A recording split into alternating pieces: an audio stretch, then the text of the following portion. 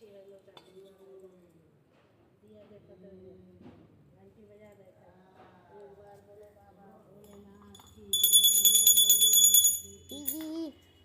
श्री सूत जी कहते हैं मंदार की माला से जिन पार्वती जी का केस पास अलग हो, किस तो व्रत या दान से आदि मध्य और अंत हो, यह विधान बताइए। अंत रहित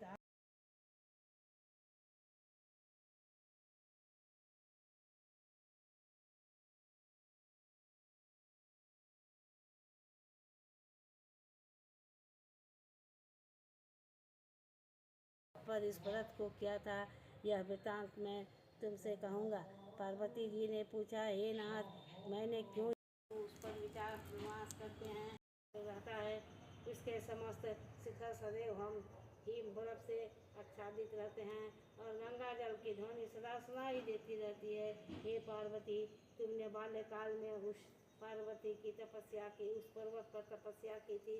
12 वर्षों तक तुम उल्टी टलकर केवल धुआं पीकर रही है। 64 वर्षों तक 64 वर्षों तक सूखे पत्ते खाकर रही। माघ मास में तुम जल में बैठी रहती और वैशाख की दोपहरिया में पंचाग्नि तापती थी। सावन महीने में जल बरसता तो तुम भूखी प्यासी रहकर मैदान में बैठी रहती थी। तुम्हारे पिता इस तरह के कष्ट सहन को देखकर बड़े दुखी हुए।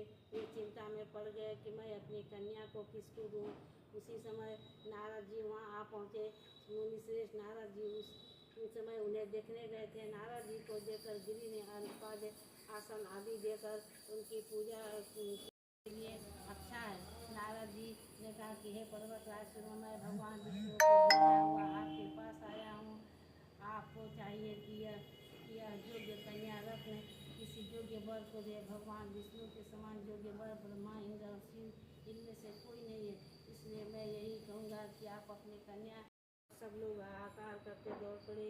जब होश हुआ तो सब पूछने लगे कि गिरिराज, क्या आप अपनी मूर्छा के कारण बताइए। ही मान्यता, आप लोग मेरे दुख का कारण सुने। न मालूम कौन मेरी कन्या को हर ले गया है। ऐसा नहीं हुआ तो उसे किसी काले सांप ने काट लिया या से खा गए हैं होंगे। हाय हाय, मेरी बेटी कहाँ गई। किसी दुष्ट ने मेरी पुत्री को मार डाला। ऐसा कहकर वे वायु के झोंके के और मेरी एक बालिका में प्रतिमा